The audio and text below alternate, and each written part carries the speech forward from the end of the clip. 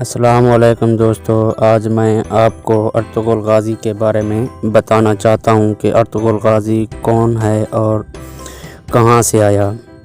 Ertugrul Ghazi drama جو کہ پوری دنیا میں سپر ہٹ ہے، جب سے یہ ڈرامہ آیا تمام فلم انڈسٹریز اور ڈرامے فلاپ ہو گئے۔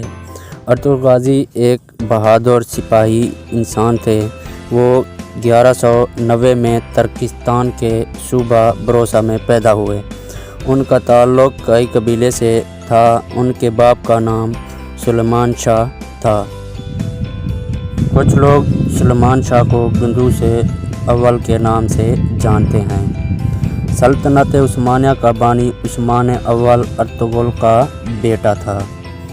ان کا قبیلہ خانہ بدوش تھا۔ سلیمان شاہ چاہتا تھا کہ ان کو مستقل کا ٹھکانہ مل جائے، اس لیے اس نے ارطغرل کو حلب بھیجا، جہاں پر سلطان صلاح الدین ایوبی کے جانشین حکومت کر رہے تھے۔ حلب سے پہلے ایک ایسا واقعہ پیش آیا جس نے کئی قبیلے کو مصیبتوں میں دھکیل دیا۔ ارطغرل غازی اپنے جانشاروں کے ساتھ شکار پر گیا۔ اس نے وہاں دیکھا کہ کچھ صلیبی قیدیوں کو ساتھ لے کر جا رہے تھے۔ اس نے صلیبیوں کو قتل کر دیا اور قیدیوں کو اپنے ساتھ قبیلے لے آیا۔ اس میں صلیبی جانشین تائتوش کا بھائی مارا گیا اور ان قیدیوں میں سلجوقوں کا شہزادہ بھی تھا، جسے شہزادہ نعمان بھی کہا جاتا تھا۔ اس میں اس کی بیٹی حلیمہ جو کہ سلجوق شہزادی تھی، بعد میں ارطغرل کی بیوی بنی، اور اس کا بھائی شہزادہ شہیر بھی ان کے ساتھ تھا۔ اس وقت تخت کی حفاظت اور کسی بغاوت کو کچلنے کے لیے سلطان نے اپنے بھائی کو قید کر دیا تھا، لیکن شہزادہ نعمان کئی قبیلے کے ہاتھ لگ گیا تھا۔ اس کی بازیابی کے لیے سلجوق گورنر نے کئی قبیلے کو دھمکانا شروع کر دیا۔ کئی سردار نے اپنی روایت کا پاس رکھتے ہوئے قیدی ان کے حوالے نہیں کیے۔ جب ارطغرل حلب کے امیر سے ملنے گیا تو ساشوں نے قیدیوں کو سلجوق کے حوالے کر دیا۔ حلب میں ارطغرل ساشوں کا شکار ہوا، لیکن اپنی ذہانت کی وجہ سے بچ نکلا۔ ارطغرل نے جو سلطان سے قبیلہ حاصل کیا وہ صلیبیوں کے قریب تھا۔ ان کا مطلب موت کو دعوت دینا تھا۔ توتش نے اپنے بھائی کا بدلہ لینے کے لیے ان پر حملہ کیا۔ کئی قبیلہ ارطغرل کی قیادت میں ان کے قلعے پر حملہ کیا۔ کائیوں نے صلیبی قلعہ فتح کر لیا۔ 1225 میں سلیمان شاہ کے انتقال کے بعد قلعے کی سرداری کا مسئلہ سامنے آیا۔ اس سے پہلے منگول ان پر حملہ کر چکے تھے۔ 1230 میں تاداری چنگیز خان کی قیادت چین اور ایران فتح کر چکے تھے۔ منگولوں کی ایشیائی کوچوں کا سربراہ نویان تھا۔ اس نے تمام ترک قبیلوں پر حملہ کیا اور انہیں رونتا چلا گیا۔ اس نے کئی قبیلے پر حملہ کیا اور قبیلے میں آگ لگائی اور دودرگا قبیلے میں چلا گیا۔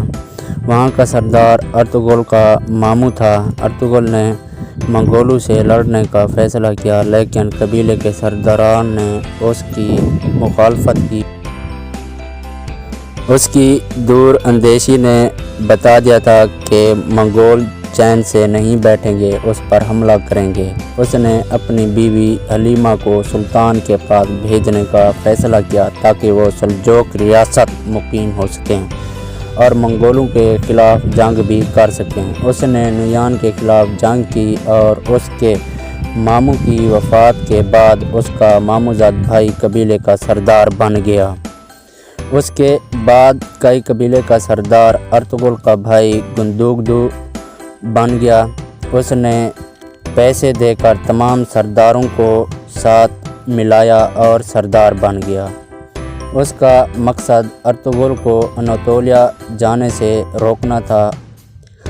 سلجوقیوں کا سردار سعد الدین گوبیک تھا۔ سعد الدین گوبیک ایک فتنہ پرور شخص تھا۔ سعد الدین گوبیک سلطان کو مار کر تخت حاصل کرنا چاہتا تھا، لیکن اسے ارطغرل اس راہ میں رکاوٹ نظر آ رہا تھا۔ ارطغرل نے منگولوں کے سردار نویان کو شکست دی اور صلیبیوں کی سرحد پر ہجرت کرنے کا فیصلہ کیا۔ ارطغرل کو ایک دینی شخصیت ابن العربی کی رہنمائی بھی حاصل تھی، جو کہ اس کے ہر فیصلے کی رہنمائی کرتے تھے۔ ارطغرل نے اپنے بھائی سے بغاوت کی اور اپنی والدہ، چھوٹے بھائی، بیوی اور قبیلے کے 400 افراد کے ساتھ ہجرت کرنے کا فیصلہ کیا اور اناطولیہ کی مغربی سرحد پر آباد ہو گیا۔ یہاں پہ آ کے وہ قبیلے کا سردار بن گیا۔ مغربی سرحد پر اس کا بڑا حریف قبیلہ چاودار تھا۔ چاودار کا سردار اورال تھا۔ اس نے ارطغرل کی مخالفت کی اور ان کے قلیلوں کے قافلے پر حملہ کر کے اس کے متعدد سپاہی قتل کر دیے۔ اس کے ساتھ ساتھ تمام مال جلا دیا، جس کی وجہ سے قبیلے پر مصیبتوں کے پہاڑ ٹوٹ پڑے۔ جس بازار میں وہ تجارت کرتے تھے اس بازار کو ہانلی بازار کہا جاتا تھا۔ یہ بازار آج بھی ترکی میں ہانلی بازار کے نام پر موجود ہے۔ اس کا مالک سمیون قسطنطنیہ کے صلیبیوں کا جاسوس تھا۔ ارطغرل غازی نے اپنے سپاہی ترغت کے ساتھ مل کر اسے بے نقاب کیا اور اس کے خلاف جنگ کر کے ہانلی بازار پر قبضہ کر لیا۔ ایک دفعہ سلطان کا گزر ہانلی بازار سے ہوا تو اس نے ہانلی بازار کے رومی اور عیسائی تاجروں سے جب ارطغرل کی ایمانداری اور بہادری کا تذکرہ سنا تو وہ اس سے بہت زیادہ متاثر ہوا۔ اس کے بعد سلطان نے ارطغرل کو سارے علاقے کا سردار اعلیٰ بنا دیا اور سعد الدین کو واپس بلا لیا۔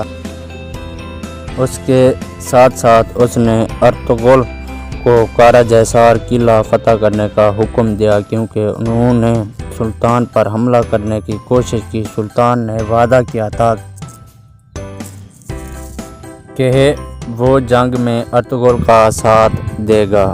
اورال ارطغرل کے خلاف رہا، لیکن اس کا بھائی ایلیار اور بہن اسلیحان نے اس کا ساتھ دیا۔ ایلیار جان فشانی سے لڑتے ہوئے شہید ہو گیا۔ اس کے بھائی اورال کو ارطغرل نے قتل کر دیا۔ اسلیحان کو قبیلے کا سردار بنا دیا گیا اور اس کی شادی ارطغرل کے جانثار سپاہی ترغت سے کرا دی گئی۔ ترغت کی پہلی بیوی منگولوں کے حملے میں زندہ جلا دی گئی تھی۔ اس کے بعد ایک جھڑپ میں ویسیلیوس ارطغرل کے ہاتھوں مارا گیا اور آرس گورنر بن گیا۔ اس نے سعد الدین گوبیک کے ساتھ مل کر ارطغرل کے خلاف سازشیں شروع کر دی۔ اس نے ارطغرل کے بیٹے کو قید کرا لیا اور بہادر بے کی مدد کی۔ اس نے بہادر بے کو قتل کر دیا اور چاودار قبیلے کا سردار اسلیحان کے شوہر ترغت کو بنا دیا۔ اس کے بعد ارطغرل نے قلعے پر حملہ کیا اور قبضہ کر لیا۔ قلعے کا گورنر آرس جان بچا کر بھاگ گیا اور قلعے پر کئی قبیلے کا پرچم لہرا دیا گیا۔ اس کے بعد ارطغرل نے اپنے بھائی سارن کو قلعے کا نائب مقرر کیا۔ 1237 میں سعد الدین گوبیک نے سلطان علاء الدین اور اس کے نامزد جانشین شہزادہ کلی جاسلان کو قتل کروا کر غیاث الدین کثیرو کو سلجوق سلطان بنا دیا اور سلطان کے قتل کا الزام ارطغرل پر لگا کر اسے قید میں ڈال دیا اور سلطنت پر اس کا قبضہ ہو گیا۔ اس نے قارہ جیسار قلعے اور اس کے علاقے سے ارطغرل کی سرداری ختم کر دی اور گنالپ نامی شخص کو قلعے کا سردار اور نگران اعلیٰ بنا دیا۔ لیکن جب سلطان غیاث الدین کو پتہ چلا کہ اس کے باپ کو ارطغرل نے نہیں بلکہ سعدالدین گپیک نے مارا ہے تو اس نے ارطغرل کو آزاد کرا دیا اور اسے سردار اعلیٰ بنا دیا۔ اس کے بعد سلطان نے امیر سعدالدین گپیک کو قتل کرنے کا حکم دیا اور ارطغرل کو یہ ذمہ داری سونپی۔ اس کے بعد ارطغرل نے اسے قتل کر دیا۔ اس کے بعد ارطغرل سغوت ہجرت کر گیا اور حانلی بازار سلجوق ریاست کو سونپ دیا۔ اس کے بعد اکتائی خان نے اناطولیہ پر حملہ کیا اور نویان کو کام سونپا گیا کہ وہ یا تو سلطنت کو برباد کر دے یا پھر سلطان کو اطاعت کے لیے راضی کرے۔ ارطغرل کی غیر موجودگی کا فائدہ اٹھاتے ہوئے نویان کی بہن نے کئی قبیلے پر حملہ کرنے کا منصوبہ بنایا لیکن وہ کامیاب نہ ہو سکی اور مر گئی۔ ادھر ارطغرل اکتائی خان کے پاس ایلچی کے طور پر گیا ہوا تھا اور اس نے 2 سال کے لیے امن کی مہر لگا دی، لیکن اسی دن اکتائی خان مارا گیا اور اس کی موت کا ذمہ دار ارطغرل کو ٹھہرایا گیا، لیکن وہ بھاگ نکلنے میں کامیاب ہو گیا۔ نویان اکتائی خان کے بیٹے کے پاس چلا گیا اور اسے اناطولیہ پر حملہ کرنے کے لیے تیار کیا، جس کے نتیجے میں 1243 میں کوسے ڈاک کی جنگ لڑی گئی۔ قبیلے میں واپسی آنے کے بعد ارطغرل غازی نے سوگات جانے کی تیاری کی۔ اسی دوران قلعے کے گورنر نے اس پر حملہ کیا اور وہ مارا گیا اور قلعے پر حملہ کرنے کا فیصلہ کیا۔ عین اسی وقت نیگیا کے شہنشاہ کا بیٹا پرنس تھیوڈر بذات خود اس کے پاس آیا۔ اس نے ارطغرل سے معذرت کی اور معافی مانگی۔ اس کے بعد ارطغرل نے سوگات ہجرت کر لی۔ کوسے ڈاک کی جنگ میں سلجوقوں کو بری طرح سے شکست ہوئی اور منگولوں نے قبضہ کر لیا۔